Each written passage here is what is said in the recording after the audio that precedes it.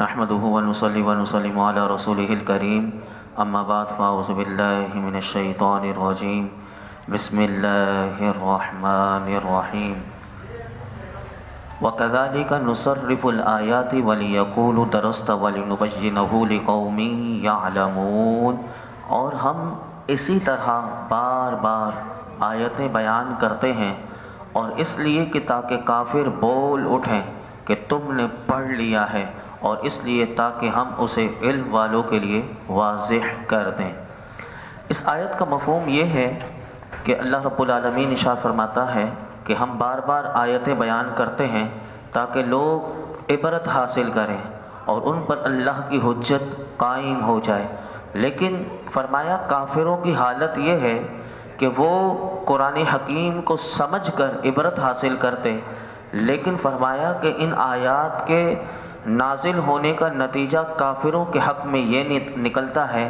کہ وہ حضور کو کہتے ہیں، وہ ان کو حضور کی بارگاہ میں کہتے ہیں، اے محمد صلی اللہ علیہ وسلم تم نے گزشتہ کتابوں کو پڑھ لیا ہے اور وہی پڑھ کر ہمیں بتا رہے ہو۔ یعنی قرآن کو نہیں مانتے تھے اور حضور پر یہ الزام لگاتے تھے کہ آپ نے پچھلی کتابوں سے پڑھ کر ہمیں سنا رہے ہیں، حالانکہ یہ عقل مند ہوتے تو اگر پچھلی کتابوں میں بھی جو حق تھا وہی حضور انہیں حق بتا رہے تھے، لیکن یہ حضور کو کہتے تھے کہ یہ قرآن نہیں بلکہ آپ پچھلی کتابوں کو پڑھ کر ہمیں سناتے ہیں اور ہمیں بتاتے ہیں۔ آگے قرآن کیا کہتا ہے؟ فرمایا اتبع ما اوحی الیک من ربک لا الہ الا ہو واعرض عن المشرکین ولو شاء اللہ ما اشرکوا وما جعلناک علیہم حفیظا وما انت علیہم بوکیل۔ تم اس وحی کی پیروی کرو جو تمہاری طرف تمہارے رب کی طرف سے بھیجی گئی ہے، اس کے سوا کوئی معبود نہیں، اور مشرکوں سے منہ پھیر لو، اور اگر اللہ چاہتا تو وہ شرک نہ کرتے، اور ہم نے تمہیں ان پر نگہبان نہیں بنایا اور نہ آپ ان پر نگران ہیں۔ اس آیت مبارکہ میں اللہ رب العالمین نے اپنے محبوب کی تسکین کی خاطر فرمایا کہ اے محبوب ان کفار کی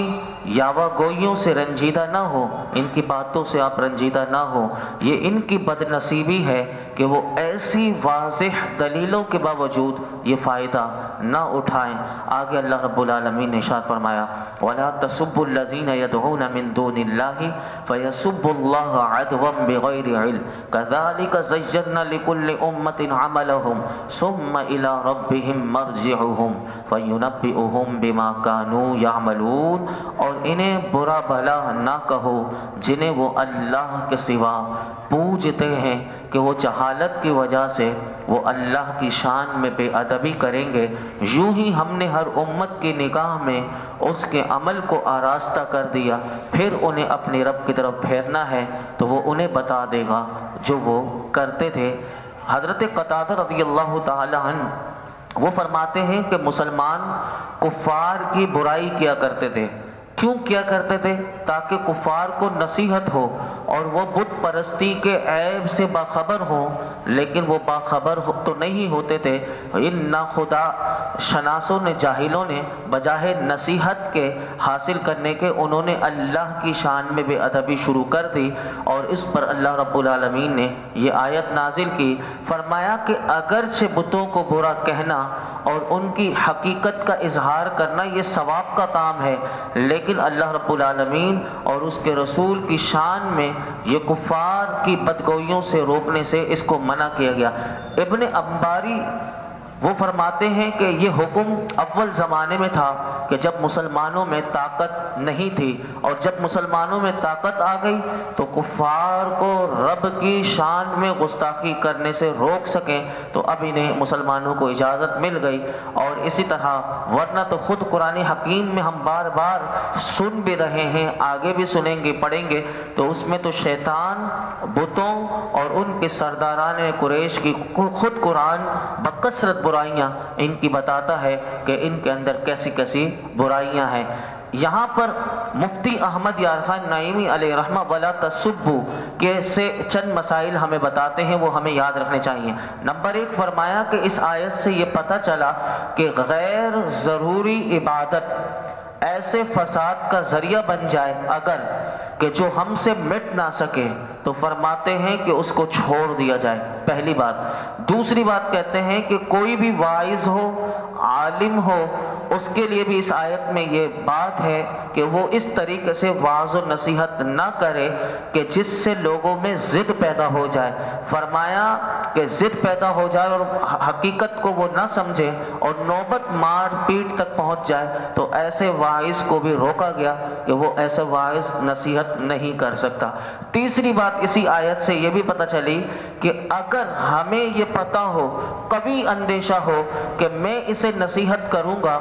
میری نصیحت سے بظاہر یہ صحیح ہونے کے اس کے اندر اور ضد پیدا ہو جائے گی، تو فرمایا کہ اس نصیحت کرنے والے کو بھی نصیحت نہیں کرنی چاہیے تاکہ اس کے دین میں اس کو نقصان نہ پہنچے۔ اور اسی طرح اگر کوئی ایسا شخص ہو کہ جس کو نصیحت کرنا ایسا ہو کہ وہ اپنے دین کو کھو بیٹھے، جیسے کہ کفار کی یہ آیات ہم سن رہے ہیں کہ کفار اللہ کو تو مانتے تھے لیکن وہ حضور کو نہیں مانتے تھے۔ جب ان کو حضور کے بارے میں بتایا گیا تو وہ حضور کی ضد میں، یعنی حضور کے بغض میں، وہ اللہ کی شان میں بھی گستاخی انہوں نے شروع کر دی۔ تو یہ آیت سے بھی ہمیں یہ پتہ چلا۔ آگے ارشاد فرمایا وَأَقْسَمُوا بِاللَّهِ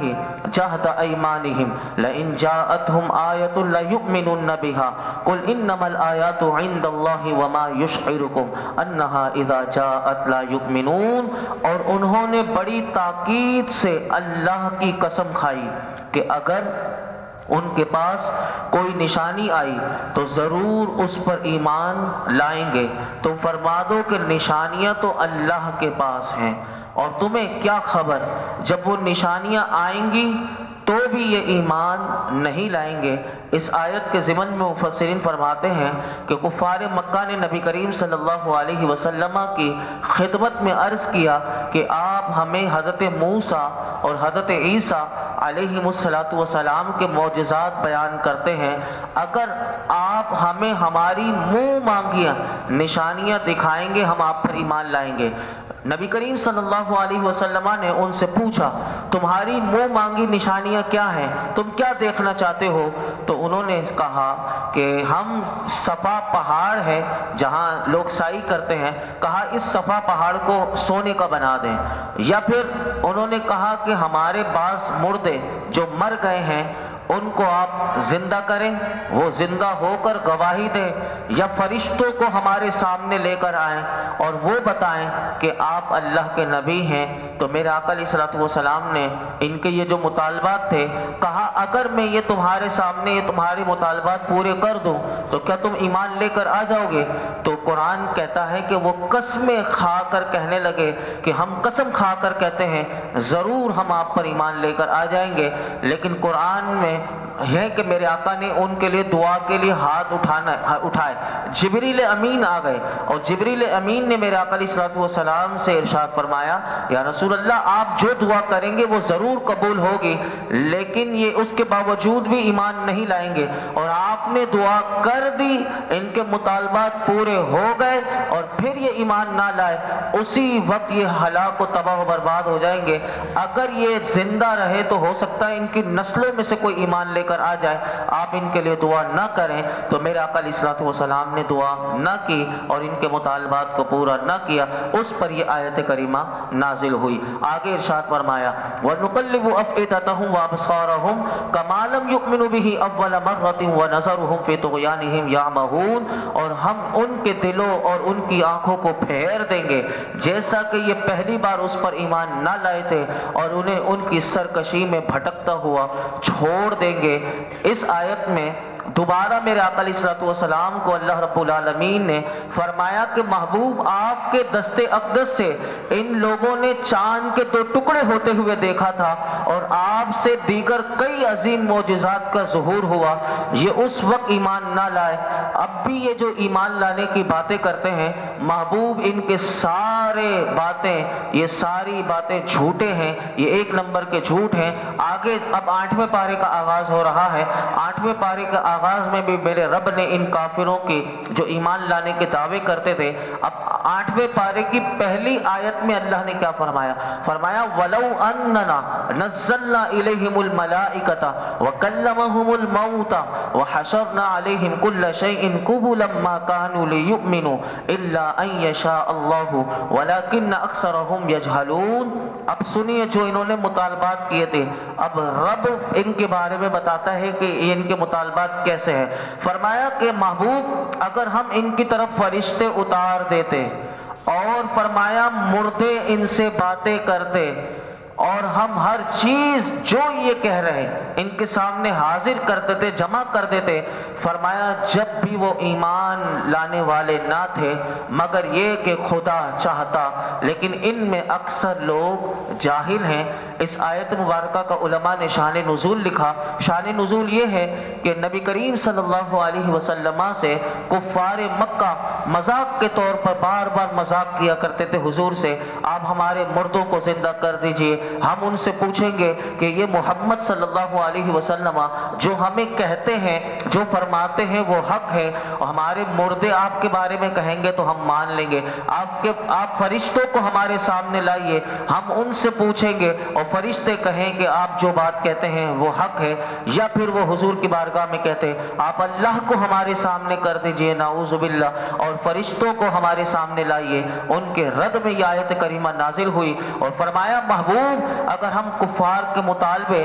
ان کے مطابق فرشتے اتار دیں جنہیں وہ انہیں اصلی شکل میں دیکھ لے، فرشتے جیسے نوری شکل والے ہیں، جس طرح ان کے پر ہیں وہ ساری ان کی اصلی شکل میں دیکھ لے، اور فرشتے آ کر محبوب آپ کی رسالت کی گواہی بھی دے دیں، اور یوں ہی ہم ان کے سارے مطالبات مردے بھی زندہ کر کے ان کے سامنے کر دیں، محبوب یہ اس کے باوجود بھی جو آپ پیغام لائے ہیں، یہ اس کے باوجود بھی یہ ایسے لوگ ہیں یہ آپ پر ایمان نہیں لائیں گے۔ محبوب یہ تو ان کے مطالبات ہیں، اگر ہم ان کے سامنے ہر خشک ہر تر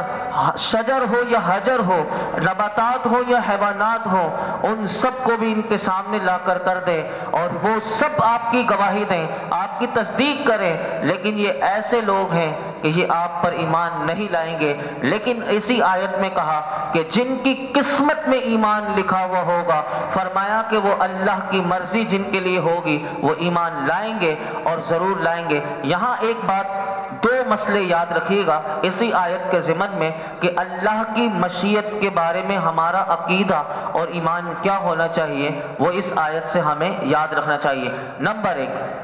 یہ بہت ضروری مسئلہ ہے کہ اللہ کی مشیت لوگ سمجھتے نہیں اور پھر اپنی زبان سے کفریہ کلمات زبان سے نکل جاتے ہیں اور اسے پتہ بھی نہیں ہوتا کہ میں ایمان سے خارج ہو گیا۔ تو اب سنیے اسی آیت کے ضمن میں علماء نے دو مسئلے لکھے۔ نمبر ایک،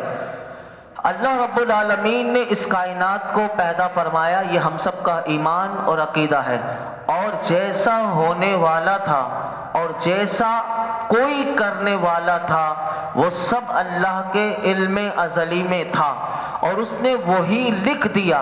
یہ نہیں کہ اس نے جیسا لکھا تو ہمیں ویسا کرنا پڑتا ہے، یہ یاد رکھیے گا۔ اب بعض لوگ یہ کہتے ہیں کہ جیسا لکھا ہوا ویسا ہی ہم کر رہے ہیں، تو یاد رکھیے کہ ایسا نہیں ہے کہ جیسا لکھا ہوا تھا ویسا ہم کو کرنا پڑتا ہے، بلکہ یاد رکھیے کہ جیسا ہم کرنے والے تھے دنیا میں آنے کے بعد، ہم جیسا کرنے والے تھے ویسا اللہ نے لکھ دیا۔ اس کو مثال کے طور پر علماء نے سمجھایا کہ زید ایک نام کے طور پر، فرمایا کہ زید کے ذمہ برائی لکھ دی گئی، تو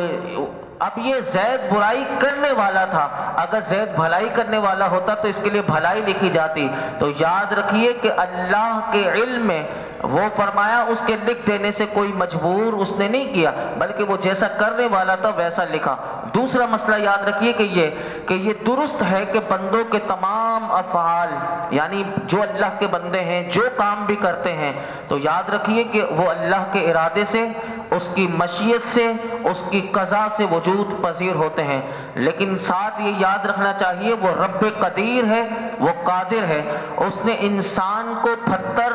اور جمادات کی طرح بے بس، مجبور اور بالکل بے اختیار نہیں بنایا۔ جیسے پتھر کو آپ دیکھتے ہیں، پتھر بے بس ہے، اب وہ اپنی جگہ سے اٹھ بھی نہیں سکتا، ہل بھی نہیں سکتا، لیکن انسان کو ایسا اللہ نے نہیں بنایا۔ انسان کو اللہ نے جب بنایا ہے تو اسے اختیار بھی دیا ہے اور ساتھ اسے عقل دی ہے۔ دو کام اللہ نے انسان کو دیے ہیں، یہ یاد رکھیے گا، عقل بھی دی ہے، اختیار بھی دیا ہے، اور اختیار اس بات کا دیا ہے کہ وہ جو چاہے کرے، اب یہ اچھائی کرے یا برائی کرے، نفع کرے نقصان کرے، نیکی کرے برائی کرے، کسی کے ساتھ اچھائی کرے یا بدی کرے، جو کام کرے وہ اللہ نے اسے اختیار دے دیا، سمجھا بھی دیا، سب کچھ کر دیا، اور اس کی قوت بھی انسان کے اندر رکھ دی۔ اب وہ اسی اختیار کی بنا پر اب لوگ یہ کہہ سکتے ہیں کہ کیسے جزا و سزا ملے گی، تو یاد رکھیے یہ اختیار اور یہ عقل کی وجہ سے اگر وہ برائی کرے گا تو اسے برائی کی سزا ملے گی، اگر وہ اچھے اعمال کرے گا تو اسے جزا ملے گی۔ تو یاد رکھیے اسی لیے یہ بات بتا دی گئی۔ اگر کوئی یہ سمجھتا ہے تو اس کو یہ یاد رکھنا چاہیے کہ انبیاء کو اللہ نے کیوں بھیجا، ان کا مبعوث فرمانا، انسان کو احکام کا مکلف کرنا اور اس کے اعمال و جزا کی سزا دینا۔ اگر یہ نہ ہوتا تو یہ سب بے معنی اور عبث ہو جاتا۔ اور یاد رکھیے میرے رب کا کوئی کام بیکار نہیں ہے، اس کے سارے مقصد ہیں۔ تو یاد رکھیے اس کا خلاصہ یہ بنا، علماء نے لکھا کہ ایمان وہی لائیں گے کہ جن کے ایمان کا اللہ ارادہ فرمائے تو وہ ایمان لائیں گے، اور کفر وہ کریں گے کہ جن کے کفر کا اللہ ارادہ فرمائے، اور اللہ ان کے کفر کا ارادہ اس لیے کرتا ہے کہ وہ کفر کو اختیار کرتے ہیں، وہ جو اپنے اختیار سے وہ کفر کو مانتے ہیں، تو اس لیے۔ اور مومن اگر اپنے ایمان میں اختیار سے وہ مومن بنتا ہے تو وہ اللہ کے ارادے سے وہ مومن ہوگا۔ تو یہ مسئلہ ہمیں یاد رکھنا چاہیے۔ اللہ رب العالمین ہم سب کو قرآن حکیم کا صحیح معنوں میں نور عطا فرمائے، اور اس کی مشیت کو، اس کی قضا کو سمجھنے کی توفیق عطا فرمائے، اور اس کی خفیہ تدبیر سے ہمیشہ ڈرتے رہنے کی اللہ ہمیں توفیق عطا فرمائے۔ اس کی خفیہ تدبیر ہمارے بارے میں کیا ہے یہ ہم نہیں جانتے، لیکن ہمیں ہر وقت اس سے خیر مانگنی چاہیے، سلامتی مانگنی چاہیے، اور خاتمہ بالخیر مانگنا چاہیے۔ اللہ رب العالمین ہم سب کو قرآن حکیم کا صحیح معنوں میں نور عطا فرمائے۔ الحمدللہ رب العالمین والصلاة والسلام علی سید الانبیاء والمرسلین وعلی آلہ واصحابہ اجمعین۔ یا اللہ پاک جو کچھ ہم نے درس قرآن میں سنا اسے یاد رکھنے، سمجھنے، عمل کرنے کی توفیق عطا فرما۔ رب کریم ہم تیرا شکر ادا کرتے ہیں کہ 7ویں پارے کا بھی مولائی کریم اختتام ہوا، رب کریم 8ویں پارے کا آغاز ہوا۔ ہمیں مکمل قرآن پاک سیکھنے، سمجھنے، سمجھانے کی توفیق نصیب فرما۔ اے رب کریم ہمیں قرآن پاک کا نور عطا فرما، قرآن پر عمل کرنا ہمارے لیے آسان فرما،